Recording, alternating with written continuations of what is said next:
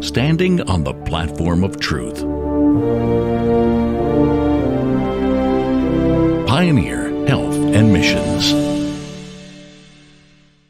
Father in heaven, we're grateful that we can meet freely and that we can speak freely. And so we ask, as we look at this study, as we look at what's happening, what has been happening, and what's ahead of us, that you will help us to seek to remedy our own defects and to examine ourselves compare our characters to Christ's character, to compare our choices to thy holy law, and that we be looking to Jesus to fulfill the law. We pray this in Jesus' name. Amen. Revelation 13:2. And the beast which I saw was like unto a leopard, and his feet were as the feet of a bear, and his mouth as the mouth of a lion. And the dragon gave him his power and his seat and great authority. Who is this talking about? This is talking about the Antichrist, right? And most scholars will read this is talking about the Antichrist. Same power is depicted in Daniel 7 as well. The little horn is the Antichrist. You also find the Antichrist, 2 Thessalonians 2, the man of sin. You also find in Revelation 17, Babylon in Revelation 18. And so all through these scriptures, you find the same power, the Antichrist power. Now, if you're not familiar with the Antichrist power, and who it is and what it is, we're going to look at it briefly here in these 6 parts. Just real quick. The little horn, or the beast, is a blasphemous power, right? And who is that? Who is that blasphemous power that we look at history identify as the one who claims to be God on earth in place of Christ? That would be Papal Rome. That would be the papacy, the Pope of Rome. And it's not a person, it's a position, right? It's an office. It's an authority, it's a power. Number 2, the little horned beast made war with the saints and prevailed against them. So that's what it does. That little horn, the papacy, made war with the saints. So it's a blasphemous power, makes war with the saints. And third, it has a mouth speaking great things. And fourth, it arose on the cessation of the pagan form of the Roman Empire. So as the Roman Empire was in decline in the 6th century, who came in place to fill that power vacuum? It was the papacy. It was the little horn, the beast power. Number 5 here, power was given to the little horned beast to continue for time, and dividing of time. That's 1260 years, right? And that's in Daniel 7 and Revelation 13. And point number 6, at the end of the specified period, the dominion of the little horn was to be taken away. And so it will lose its spirit. And when did that happen? That happened at the end of the 1260-year period. And that happened in 1798, right? When Napoleon, with General Berthier, took the Pope into captivity. Took away his sword. And that's key. Took away his military abilities. And that they have not yet recovered. And they prophetically will not recover that. Okay? The Vatican will not have an army with tanks and fighter jets and nukes. It won't happen. They may wish they could, but they won't. And so that's what has been fulfilled. We've seen that. And untold millions of people, of God's faithful people, have been slaughtered and martyred during that 1260-year period, and even after. Daniel 7:25 says, and of the 10 horns that were on his head, and of them which came up, and before him 3 fell. The 3 that fell, we know, were the 3 Aryan tribes. And of that horn that had eyes, and a mouth that spake very great things, whose look was more stout than his fellows. This is referring to, of course, the superiority of the Bishop of Rome in being able to have sway, political power in the Roman environment of this period. And it was actually greater than, say, the Bishop of Antioch, say the Bishop of Jerusalem. He had greater influence and greater power. Why? Because he had a mouth that spake very great things, and his look was more stout than his fellows. Right? He had a presence. He had authority. And that authority did not come from God. That authority came from Satan. So, now, what has happened? He had achieved these great things in the 6th century, in the worldly sense. I mean, they were awful, really, but they it achieved great power in the 6th century. So what's happening now? Well, we know in September of this last year, September 12, 2019, the Pope issued an invitation. It's called Reinventing the Global Educational Alliance. The Pope is to launch an educational pact in 2020. And that's coming in May 14th of 2020. I would like to look at those things at the Global Pact. I would like to examine that in light of his encyclical from 2015 called Laudato Si. And we're going to look at Laudato Si and see what the elements are in it. But before we do that, I want to give a little bit of background. And before I give that background, I'll read this scripture here. Psalm 2:1. Why do the heathen rage and the people imagine a vain thing? And so, why do the heathen have imaginations that are vain? And that's what the psalmist is asking. This was a problem in David's day. It is the same problem in our day. And I'm going to look at some of the organizations that have developed who have these vain imaginings. First, we'll look at the Club of Rome. The Club of Rome was founded in 1968 by 30 scientists, economists, and industrialists that came together, and they were trying to resolve the world's problems. They were concerned with industrialization, with mass development and pollution. And they wanted to see what they could do to address these problems of growth. They were also concerned with issues like depopulation of the human population, and they were also concerned with the one world government. That was definitely one of the things that they were concerned with, decreasing the human population and a one world government. You know, the New World Order, those ideas were part of this think tank, the Club of Rome.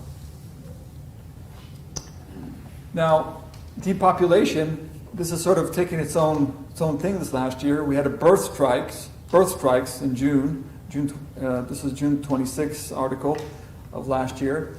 And this is millennial women, many of them celebrities, even saying they're not going to have children because they're so fearful of climate change and how it will impact the future of their children. So clearly, the Club of Rome and its affiliates and has affected the population thinking, the people, masses, and the way they think. The Club of Rome consists of politicians like Al Gore, Mikhail Gorbachev, and even some Catholic priests that are on it, like Father Barry Thomas, are part of that Club of Rome. It has had many different members in the past that were influential in politics, or in science, or in business, or whichever spheres. Now, something happened. This is I believe, in 1973. The Club of Rome developed this map, and it's called Regionalized and Adaptive Model of the Global World System. And you see there, it divided the world into 10 powers, into 10 kingdoms, is what it tried to do, in the intent of establishing one world order. This is almost like an attempt to resurrect the 10 horns of Daniel 7. It's like almost like an attempt they want to make to resurrect those powers, but on a global scale, not just within the empire. But now we have the globe, right? Because before we didn't know as much about the earth, but now we know. We know where everybody lives, and so now we can divide the world into sectors with all the satellites and technology and the things we have available. So this was being proposed. I believe this is already fulfilled prophecy. I don't know that this needs to happen, but I just find it interesting that they had this idea. Proverbs says, the way of the wicked is an abomination unto the Lord. So these things are an abomination. These depopulation programs, these attempts to create a one world order is equivalent to the Tower of Babel when they were trying to build the Tower of Babel. These are an abomination to the Lord. Now, the Club of Rome did something else that's key. It's out of two members of the Club of Rome, Mikhail Gorbachev and Maurice Strong, wrote this document called the Earth Charter. And so the Earth Charter envisions what the world needs. Now, what's in the Earth Charter? The Earth Charter, whatever's in the Earth Charter, is actually very, very similar to what's in Laudato Si. Okay? So you have the Club of Rome, and some of its members have put together this Earth Charter, and the same thing that's in the Earth Charter is in the Laudato Si. And the same thing that's in Laudato Si is also in the 2030 Agenda, and in Agenda 21, and in other movements like the Extinction Rebellion and the Fridays for Future strikes. All of that have similarities, almost identical, in what they are outlining. So we don't need to look at that itself. It's interesting to note that members of the Club of Rome and supporters of the Earth Charter have had their background in the UN and NATO. And so that means they have political clout. Now, major climate actions since the Club of Rome and the Earth Charter in the 80s and all that, what have we seen? We've seen in 1992 at the Earth Summit in Rio de Janeiro, and that actually pushed where 178 countries adopted Agenda 21. Agenda 21 is about sustainable development. And that was adopted by 178 countries in 1992. In 2000, UN member states unanimously adopted the Millennium Declaration at the Millennium Summit. And so this was also about sustainable development and about ending poverty. All sounds very good. 2002, the Johannesburg Declaration on Sustainable Development and the Plan of Implementation. In 2012, United Nations Conference on Sustainable Development, blah, blah, blah. Again, sustainable development, and on and on. 2013, the General Assembly of the UN members, 30 members put together a big draft, and so that was significant. Now, the biggest year of all is 2015. Between January and September, there was a big draft at the UN with the 2030 Agenda. And then in June, Laudato Si was released. In December of the same year, the Paris Climate Agreement was signed. And so things were moving forward kind of quick, really quick in 1 year. That year also the Pope visited the US, right, and spoke to Congress. So there was a lot of things that happened in 2015. It was a landmark year, it really was, for climate change and for the Vatican. Revelation 17, 12 to 13. It says, "And the 10 horns which thou sawest are 10 kings, which have received no kingdom as yet, but receive power as kings 1 hour with the beast. These have one mind, and shall give their power and strength unto the beast." Now, I'm going to say this about what I just read, that the historic and pioneer understanding of this verse is that it was fulfilled in the 6th century. Okay? Plain and simple. And there's reason to explain the 1 hour aspect I'm not going to get into. But the understanding is that this was fulfilled in the 6th century. But I believe that as we look at what's happening in the world, we can see similarities of patterns, I should say, patterns of action and patterns of things that are happening that are very similar to what happened in the 6th century. Okay? In the 6th century, the agenda of the Bishop of Rome was to secure Rome. Rome was being attacked by the Vandals, the Visigoths, and the Hurrians. All these tribes were attacking Rome. So his agenda was secure Rome, right? Secure that. And that because Rome was the world, in a sense. Of course, there's Istanbul, Constantinople, where Constantine set up his capital. But it was important to protect that power. Today, Rome is not getting invaded by anybody, okay? Rome is secure in that sense. But there is this threat that the Club of Rome, these scientists have brought to the world's attention of climate change. So now, it's not about protecting a city or a country, it's about protecting the whole globe. Protect the planet. Protect the entire earth. So once again, the papacy has risen to the occasion to do its duty, just like in the 6th century.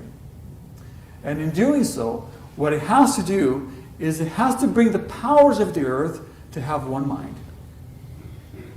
One mind. They don't have to agree on everything. Just on certain thing. Well, one certain thing they can agree on. They can, and so This Pope Francis is very skilled at doing, at trying to use climate change to bring together so that these powers, the most powerful nations in Europe, will give their power for this one purpose, to secure the globe, to secure the planet.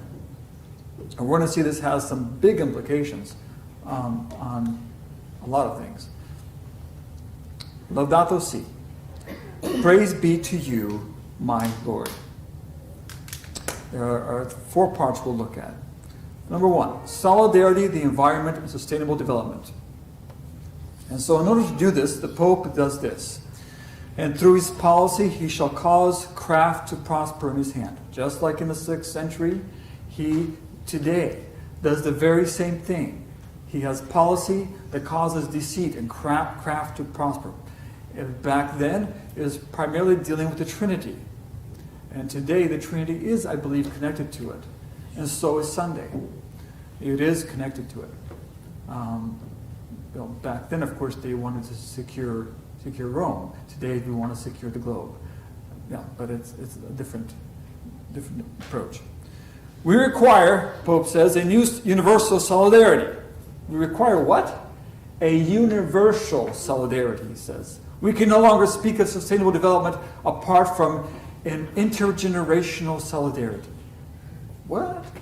Not just today, in other words. We have to think about the future, about future generations. Well, there's been a mass response to this. It's called the Extinction Rebellion in the UK. It is a network using non-violent direct action to persuade governments to act justly on the climate and ecological emergencies. They're saying this is an ecological emergency. We have to act now, they're saying. We have to tell the truth. The environment, the Pope says, is part of a logic of receptivity. It is on loan to each generation, which must then hand it on to the next. An integral ecology is marked by this broader vision. So again, it's not just today that you should be concerned about the future and how is the earth going to look in the future. And we see Fridays for a Future. This is a move that began in August of 2018, after a 50-year-old Swedish girl, Greta Thunberg, sat in front of the Swedish parliament every school day for 3 weeks to protest against the lack of action on the climate crisis. She posted what she was doing on Instagram, Twitter, and it went viral. So the hashtag Fridays for Future climate strike spread to many students throughout the world. So now there's other students in other countries who are also protesting climate change.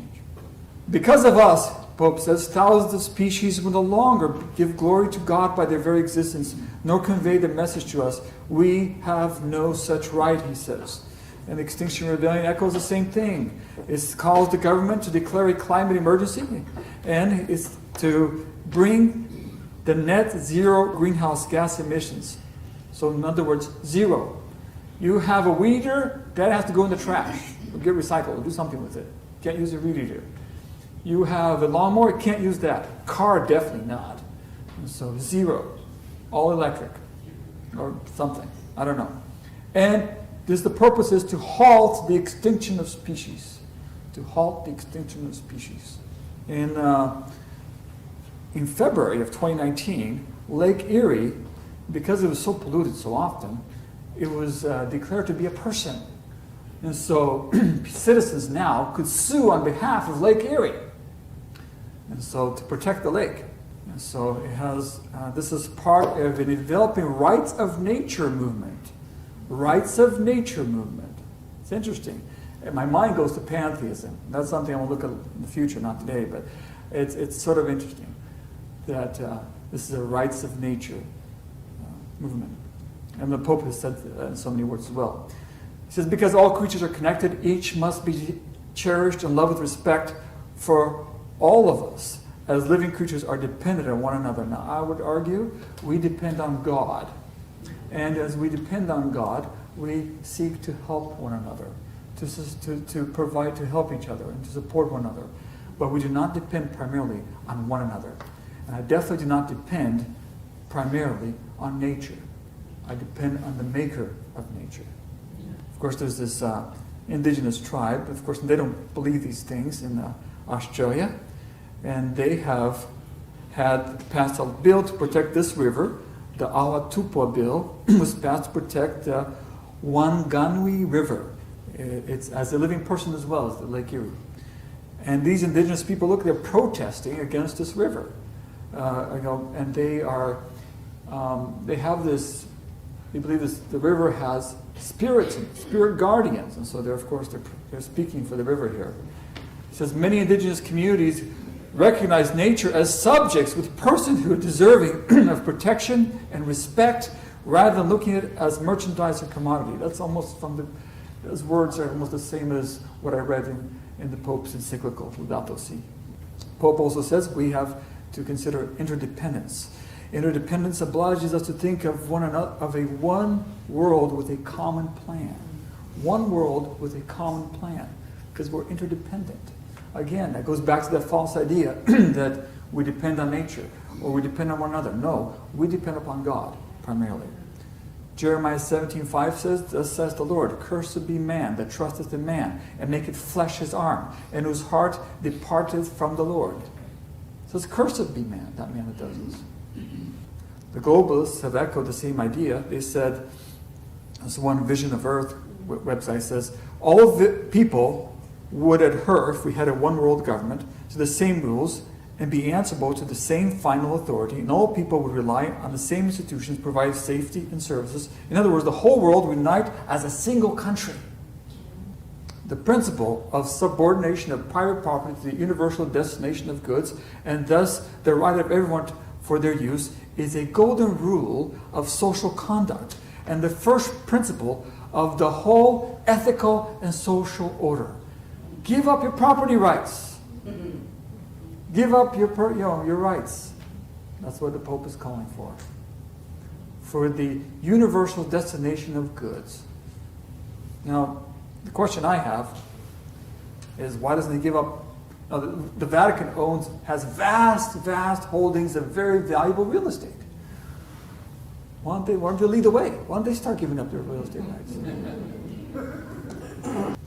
Pope says, the Christian tradition has never recognized the right to private property as an absolute or inviolable, and has stressed the social purpose of all forms of private property.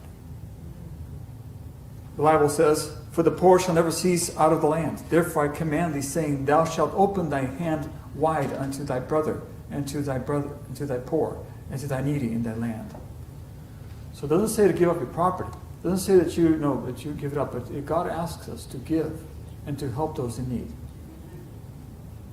I find it interesting here. I want to make a comment.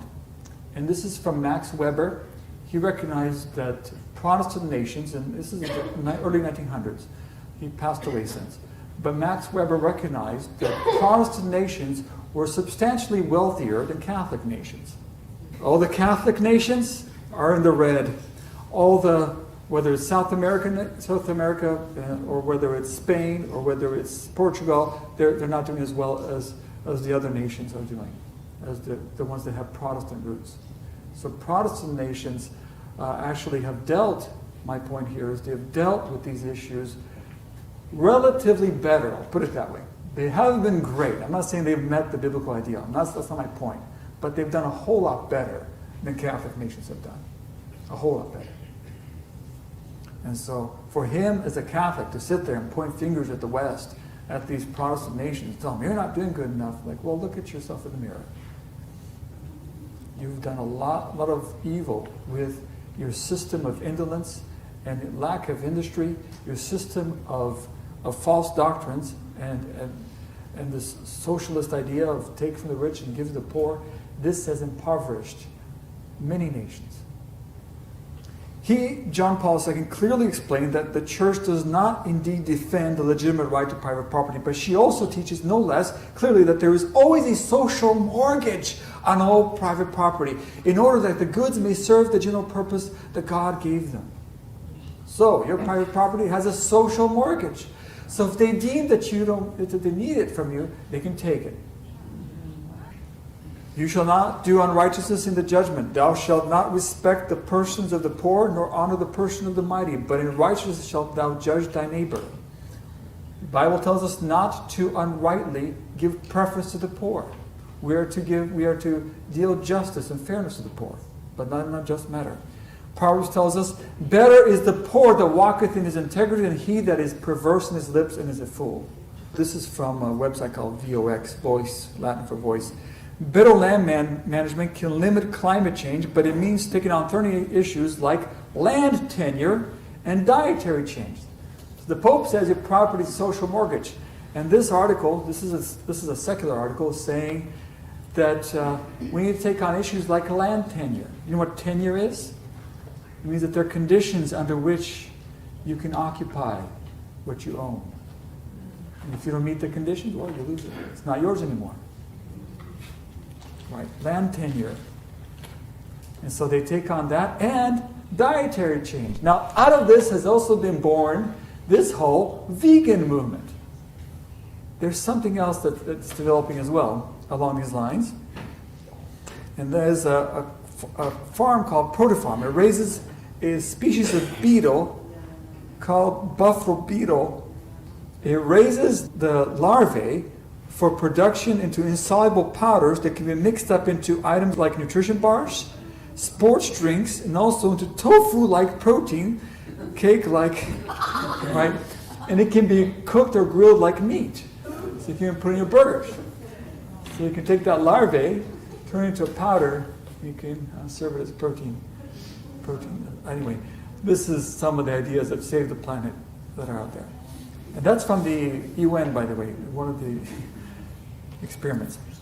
Another website talks about the climate crisis like a world war. So let's talk about rationing. They're talking about ways to ration, just like in a war, so we can start limiting. So they're trying to introduce these ideas, right? And remember, where did this come from? This was with the Club of Rome, in connection with the Vatican, the Earth Charter, and now it's spilled into the Extinction Rebellion, Fridays for Future, and it's affecting all the media outlets as well.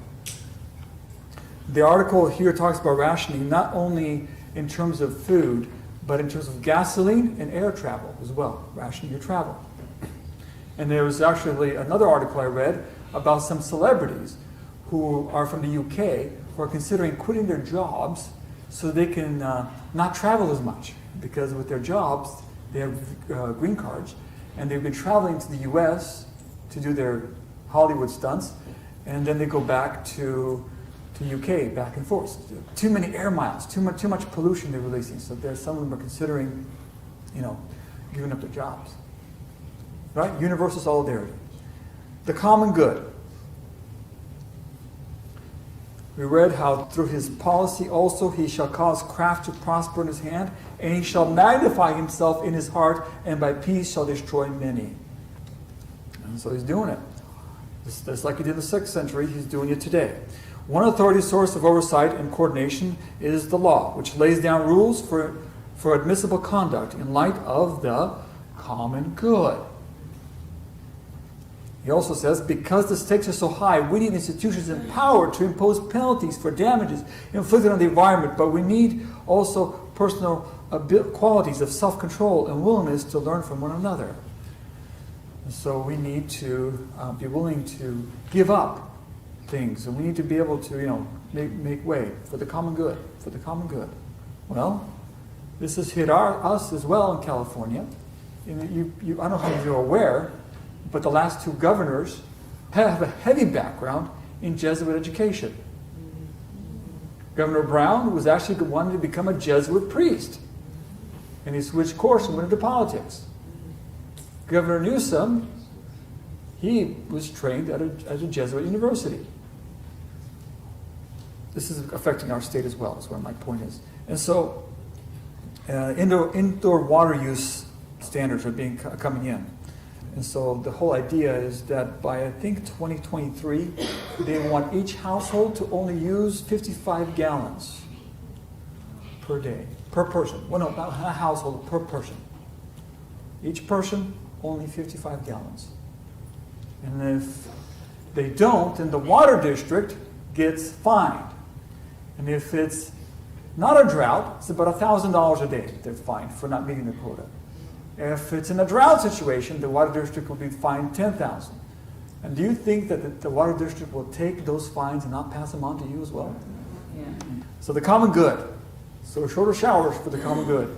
Drink less water for the common good. Don't water your lawn for the common good. Finally, our fourth point, a one world political authority. You read, "For all nations have drunk of the wine of the wrath of fornication, and the kings of the earth have committed fornication with her, and the merchants of the earth have waxed rich through the abundance of her delicacies." Again, you see a pattern here. This has already been fulfilled in the 6th century. This has already been largely fulfilled in the past. But we see the pattern re-emerging from the 6th century into the 2000 millennium. There is urgent need of a true world political authority. As my predecessor, Blessed John the 23rd, I guess, indicated some years ago. So to manage the global economy, to revive economies hit by the crisis, to avoid any deterioration of the present crisis and the greater imbalances that would result, to bring about integral and timely disarmament, food security, and peace, and to guarantee protection of the environment, and to regulate migration, for all this, there is urgent need for a one true political authority. This is an instrumental way of reasoning which provides a purely static analysis of realities in the service of the present needs, is at work whether resources allocated by the market or by central state planning. So, you need a bag of rice? You don't go into the grocery store to decide whether you need it or not.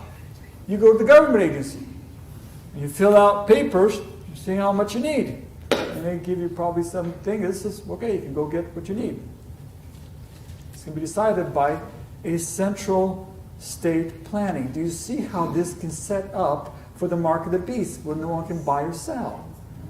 I mean, it's like in plain sight. And it's in Laudato Si. And it's in the Earth Charter. It's in the Club of Rome. It's practically in all these different organizations that are striking and protesting. They're basically begging for this. What's stopping them? What's really stopping them right now? We'll look at that. It's the Lord, really. But there is also the United States and its role right now. The United Nations was formed on a vision of human rights originally. Human rights in the Universal Declaration of Human Rights that was published back in the 80s, that had like rights written all over it. Like every sentence talked about rights. Rights, rights, rights, rights, rights. It was all about rights. And it was built upon, of course, the English Bill of Rights, the U.S. Declaration of Independence, our Bill of Rights, the French Declaration of Rights. All this influenced the United Nations to talk about rights. It was obsessed with rights. But since 2015, the 2030 agenda, the focus has shifted away from rights. In fact, the word rights, according to one person from reading that 2030 agenda, the word rights is not hardly even found there at all. You don't even find the word rights. What's the focus of 2030 agenda now? Meeting needs. Meeting needs. That is taking center stage. Your rights, I don't know about, what's that mean? Do you need something? Maybe we'll talk about that. But not your rights. So you see how this can infringe upon the way you worship? This can easily transfer into how you worship and how you can do buying and selling. Very quickly. The 2030 agenda says, one person says, never discusses incompetence and corruption. The document portrays a sincere world where all those in power want to help humanity, despite the daily evidence of selfishness, corruption, murderous intents, devilish manipulations, thefts, personal immoralities, hatred, utter depravity of many government leaders in every country in the world and among leaders in business. This is a Christian commentator talking about the 2030 agenda. It's assuming that all these leaders are going to be these benevolent people who are going to care about everyone. Ignoring the fact that today we're just rampantly corrupt. All kinds of murders, all kinds of immorality, all kinds of theft and and killing that's happening among the world leaders, that's being ignored. No, give them power, because they'll take care of your needs. They'll meet your needs. This is interesting, recent, from December 2019. This is the Antonio Guterres. He is the UN Secretary General. He says, "I'm delighted to have met His Holiness Pope Francis. He is a messenger of hope, dignity, supporting human rights, refugees and immigrants, and building bridges between communities. He's a champion for the protection of the planet. We need his moral voice more than ever." I'm glad, Mr. Guterres, you mentioned rights there, but that's sadly lacking in Laudato Si. The focus is on needs. The focus is on solidarity. The focus is on interdependence. The focus is on the common good. The focus in there is on the one world government. That's what he's interested in. And we want to make him the moral authority. Revelation 13 says, "And they worshiped the dragon, which gave power unto the beast. And they worshiped the beast, saying, Who is like unto the beast?" This is developing, and what's happening is that they are all having this one mind, like in Revelation 17. They're all coming to one mind, and the one thing that's uniting them is the state, the health of the planet. And so they're developing this one mind. But in this round, the papacy cannot recover like it did in the 6th century, cannot grow into power, come into prominence like it did in the 6th century. Not possible. To do this round, it needs more than the Club of Rome. It needs more than the Earth Charter. It needs more than the Extinction Rebellion. It needs more than Fridays for Future. It needs even more than the UN, this round. This is what it's lacking, actually. It's lacking, they can't say this. They can't say, who's able to make war with him? They can't say that today. So what do they need? They need the U.S. The U.S. is the most powerful military in the world. It's very widespread strategically, has more bases than anyone in the world, more widespread influence as well. So that's what it needs. It needs the U.S. The pacific tone, Mrs. White says, of Rome in the United States does not imply a change of heart. She is tolerant where she is helpless. She is tolerant where she is helpless. Revelation 13:12. This is what she needs. "And I beheld another beast coming up out of the earth, and he had 2 horns like a lamb, and he spake as a dragon." This is the United States. The United States is this lamb-like beast that came out of the earth. It is like a lamb. It's Christian. It has many Christian aspects to its description, the way that it speaks, the way that it conducts itself, the way that it does things. But it speaks like a dragon ultimately. And this lamb-like beast exercises all the power of the first beast before him, and causes the earth and them which dwell therein to worship the first beast, whose deadly wound was healed. We're very close to that. We're not far. Now, it's true that our president does not agree with the climate agenda and immigration and other issues with the Pope. That's true, but that doesn't mean he doesn't respect Catholicism. He has a high regard for people like Steve Bannon. He has a high regard for that conservative side of Catholicism and the religious right. And it's Protestant America. They're the ones who will give power to the beast. And the Pope's agenda to meet in May of 2020, of this year, is to actually, a global pact on education, is to affect the young people. And evangelical young people, I read one article, they're already being impacted by these things, by the climate strikes, by all the things they hear at school. They're already being impacted, and they're already sympathetic to climate change ideology and goals. So Satan is gathering all the powers to have one mind. What does the Lord want from us now that we're in 2020? We've looked at all the things that have happened, how Satan has rallied his people to have one mind. What does the Lord want from us?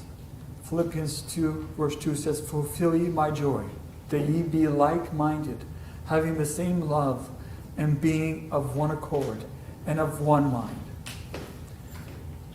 You know, we've looked out there quite a bit in this message. I think what each of us needs to do is we need to compare ourselves to Christ. We need to look in the mirror. We have character defects. And, you know, and we've had an interesting year. 2019 is behind us. A lot of good things happened and some tough things happened. And I would say the biggest thing that we need to be sure of individually is that our character defects do not stick to us. Because if they do, we will never be of one mind. We will never be of one accord. We will never be united as the world is. And we will be in this world a whole lot longer. God can keep putting in people who disagree with the Pope on many things and delay the time for us to stay here longer. But we need to look in the mirror. We need to examine our characters. We need to ask the Lord to show us our defects. And we need to not run away from those defects, but deal with them. Bring them to the Lord and ask them to remove those defects from our lives. Standing on the platform of truth.